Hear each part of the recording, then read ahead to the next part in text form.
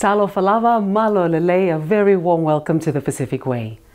Towards the end of 2013, we began a four-part series of the joint meeting of the 2013 Pacific Platform for Disaster Risk Management and Pacific Climate Change Roundtable in Nadi, Fiji. Here is the last of a series of panel discussions on the Climate Change Roundtable and how the countries are dealing with disaster management. Ali, welcome to this climate change panel discussion on the Pacific Way. In studio today, we have Sheena Black, the policy advisor from the Office of the Lieutenant Governor of Guam, Philomena Nelson, the Assistant CEO in the Disaster Management Office of the Ministry of Natural Resources and Environment in Samoa, and Rajendra Prasad, the National Program Officer for UNESCO and IOC. Ladies, sir, welcome to the Pacific Way. Thank you. Now, what constitutes an early warning system? Rajendra? Well, first of all, early warning system, generally people think it's really one kind of equipment or instrument like that, but it's really consists of several phases, if you like it that way. So it is a detection phase or stage whereby you identify a hazard and you do the detection, you do the threat assessment, analysis in terms of nature and extent of threat to your country or to your location, and then you compile the warning and issue the warning, which is the second phase. The third phase is the dissemination part, to get the warnings across through the media to the public, to the last mile, and the fourth is basically the response from the public. How does it work to reduce disaster risk? Well, early warning system is considered as one of the soft measures actually to warn people so that they can prepare and therefore save lives and property damage. So it has been proven to be quite successful in reducing loss of life and of course property damage and economic losses as a whole.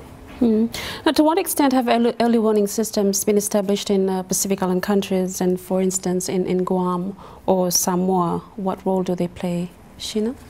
On Guam, we have the emergency alert system, and this is a part of the U.S. government's nationwide standard. And so there are several federal agencies that work with the early warning system. One is a Federal Emergency Management Agency, the second is a Federal Communications Commission, and the third is the National Weather Service. And each one of them have a different role to play. So the Federal Emergency Management Agency works on creating or implementing it and activating it.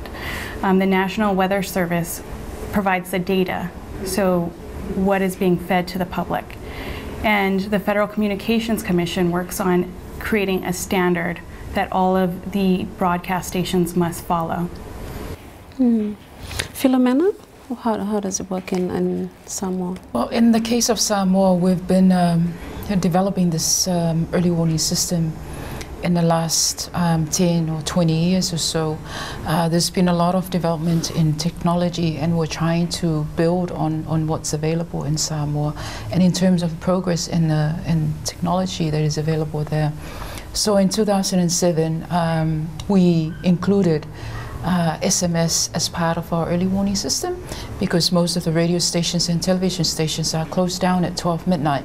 So there's basically nothing that we could use to alert our at-risk communities. So we added that component to our early warning system to try and have another means of disseminating information to the public.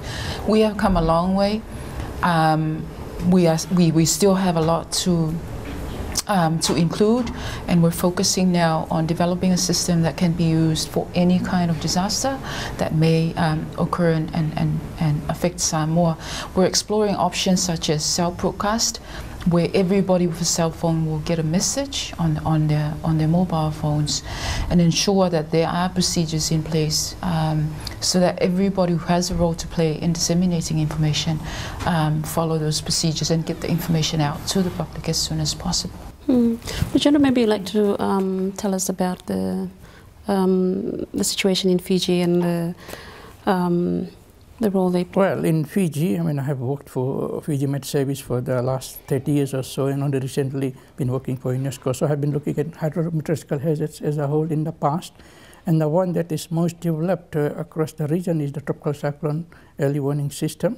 It is well managed. This a regional tropical cyclone committee working under the World Meteorological Organization, and they meet regularly. Actually, every 2 years they have a regional cyclone operational plan, and under that plan there's all the procedures and arrangements for the issue of warnings, detection, issue of warnings, dissemination, and some sort of response arrangements. But of course, we don't go into the countries in any depth, but sort of more like international arrangements.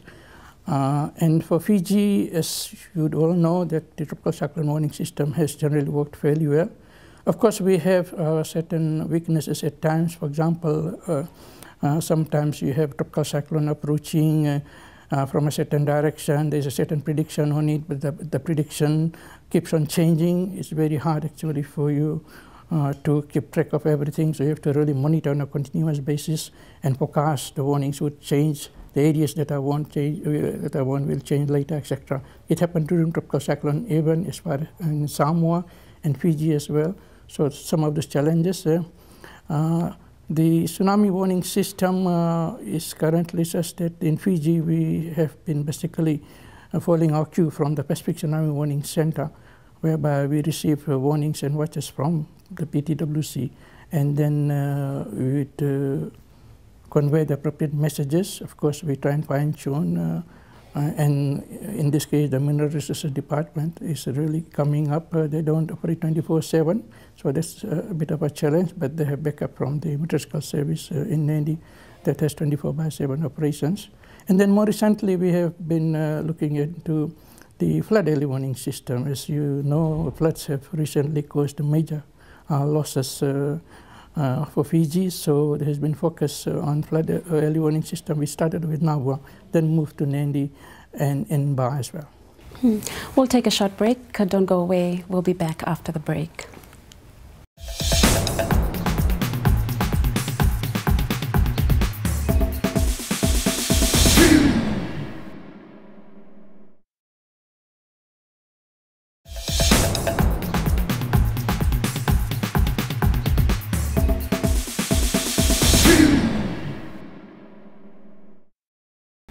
Welcome back to the Pacific Way, talking early warning systems. In studio, we have Sheena Black from Guam, Philomena Nelson from Samoa, and Rajendra Prasad from UNESCO IOC based in SBC. Now, early warning system, are we doing enough, Sheena? I think on Guam we're trying to improve our capabilities. Some of the courses of action that we're taking is including SMS, as Philomena has discussed, and in particular so that we're hitting the needs of the disabled community. So for example, if the deaf can't hear a radio broadcast, they are able to read it on their mobile phones. And in addition to that, we're working on projects on trying to create a siren system that will alert citizens around the island. Philomena, do you think there's enough being done? Well, there's still room for improvement, and as mentioned by Sheena, that is one of the most critical components of an early warning system is to make sure that the whole population are able to receive it and understand it.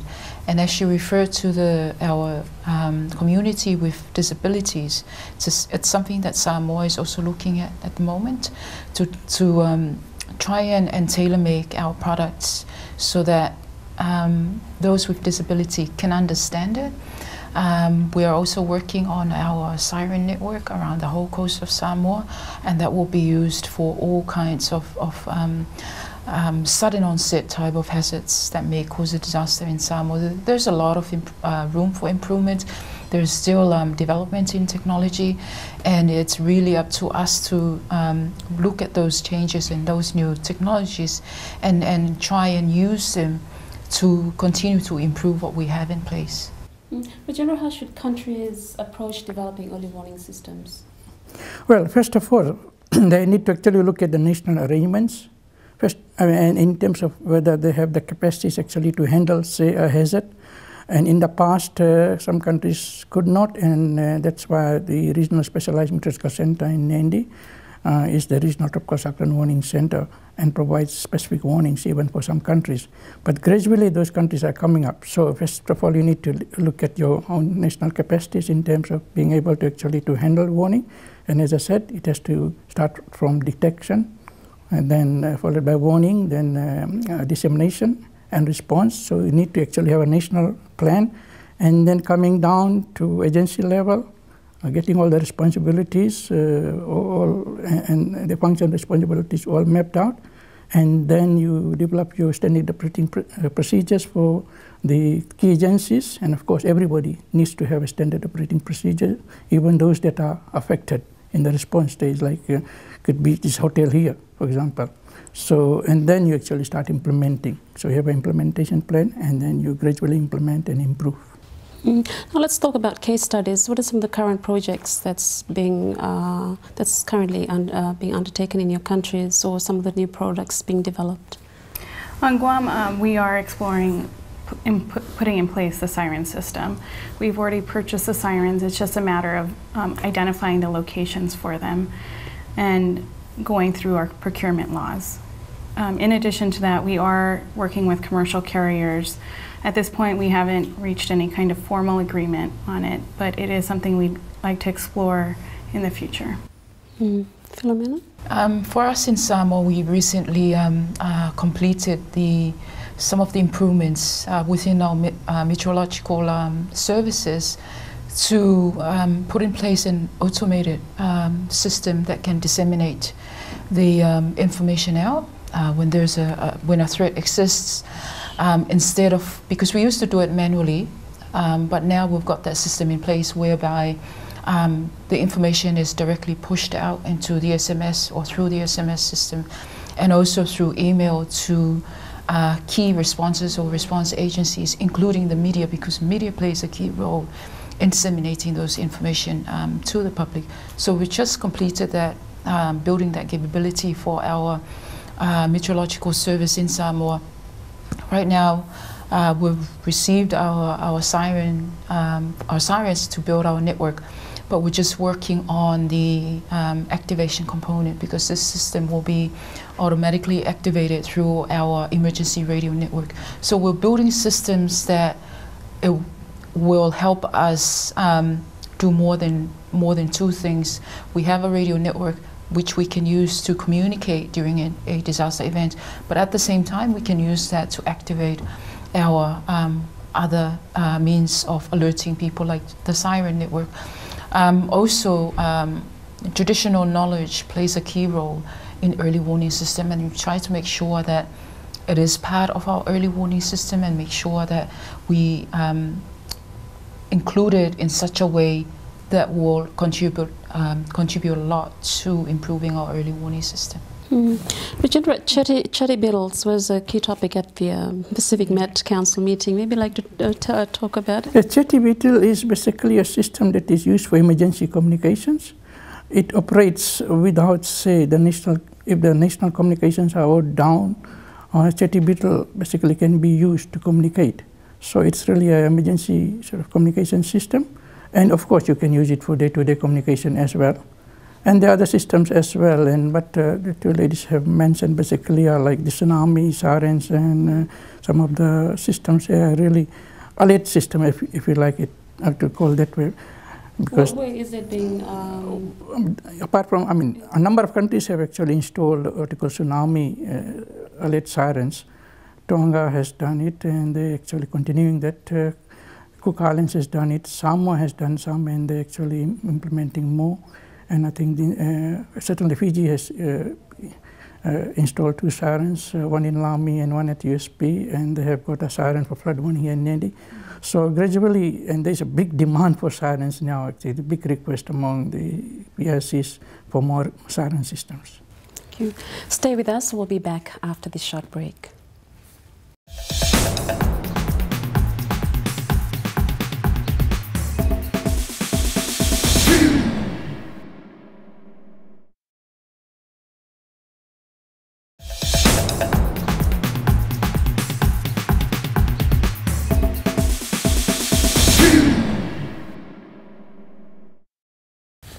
Welcome back to this final segment on the Pacific Way. In studio with me today talking early warning system is Sheena Black from Guam, Philomena Nelson from Samoa, and Rajendra Prasad from UNESCO IOC based in SBC. Now I understand that there will be some major changes to tsunami warnings issued from the Pacific Tsunami Warning Center as early as the first quarter of next year.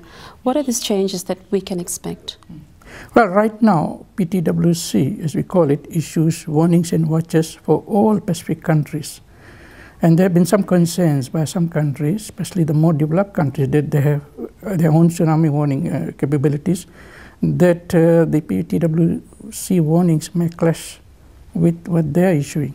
So there has been a decision made that PTWC will no longer issue warnings and watches in the near future. The date for that is yet to be determined. So PTWC will take a backseat role and provide more advisory information. There will be a much wider set of information that is available to help countries in doing their own threat assessment and then issuing their own warnings. But that means that every country will need to have their National Tsunami Warning Center fully operational, 24/7 coverage, have the threat assessment capability, and then be able to issue and disseminate warnings. A system like what Samoa has implemented recently. So that new requirement will mean that the National Tsunami Center, as you said, 24/7. So when will they be ready to have, the 24/7 coverage as well? Like, will they ask the Fiji Met Service to issue the warning during the times that they're not available? That is a decision that Fiji has to make. They have not really made a decision as yet. The new products are being issued on a trial basis together with the warnings and watches. So there's a trial period and there's a workshop that we are planning next month, probably in mid of August, where there will be further consultation with the countries in terms of their readiness and how they like the new products and when they would be ready actually to accept the change. So consultations will have to take place before the changeover takes place. Sheena, do you think that the countries are ready for this, considering that many Pacific Island countries don't have warning capabilities on their own? I can only speak from Guam's perspective, and currently we do have 24/7 capabilities. What we've done to sort of mitigate some issues with personnel is put our system inside of our 911 operations so that somebody is always readily available to take the message. Philomena? Well, as mentioned by Rajendra, that there's going to be a change in the type of products. I'm wearing my Pacific Tsunami Warning System hat now, being the chair of the Southwest Pacific Tsunami Warning and Mitigation System. It was always up to the country to make a decision on what to issue, whether they want to issue a warning or a watch. But there have been a lot of issues in having the people within the countries understand the real meaning of warning and watch. And so the decision has been made to make those changes to the products and use more simplified terms in order for the national authorities that are responsible for tsunami warning issuance to quickly put together those bulletins and be able to use that language to at least disseminate that information so that people can understand it. So there's not much change, to the Pacific Tsunami Warning System products. It's just the naming and also a little bit of information on the parameters of the earthquake and also potential tsunami. Wearing my Samoan hat, same as Sheena, I can't speak for all the countries in the Pacific. But for Samoa, we do have that capability because we have recently added more seismic stations that help us improve our monitoring and detection capability in Samoa. And we've also have a 24/7 operation. But I guess for other countries who are still struggling in trying to improve their tsunami early warning system, SBC, with the presence of Rajendra in the region, and also the Pacific Tsunami Warning Center, that it works very closely with all the member states of Pacific Tsunami Warning System. They're able to provide that kind of support and liaison if a threat exists. And of course, there's going to be a lot of capacity building as part of that. Just talking about capacity building, I think one of the main issues that came up as well was the awareness to the communities while they're coming up with new developments and the current projects that are in place. The important, there's a responsibility to give out awareness to the communities. Maybe Sheena, you'd like to share? Well, in addition to having the technology, people need to understand what happens once the warning is provided to the community. And that is one of our largest challenges on Guam, is making sure people are comfortable with the standard operating procedure or are prepared for a disaster. And in addition to that, making sure that people can understand it, so it's in a language other than English. Rajendra? Just on the awareness to the communities and... Yes, actually that goes beyond IOC and what you call UNESCO capacity actually to go in the country and do that. So we really rely on the national agencies to play that role. And it's happening and increasingly, as you know, for example, if there's a local earthquake and a resultant tsunami, there is hardly any warning, little or no warning. So that's where the education and awareness has to really emphasize that people, as soon as they feel a major earthquake, they need to really move to high ground. Of course, then other hazards, there is a degree of sort of lead time, and so the people can be even continually advised, like tropical cyclones, you have warnings 24 hours ahead. So people can gradually be sort of told what to do. But it's good to be prepared before, say, the cyclone season, rather than when the cyclone is upon you. Ladies, Rajendra, thank you very much for your time. That's all we have for you today. Thanks for joining us. Mitsamode.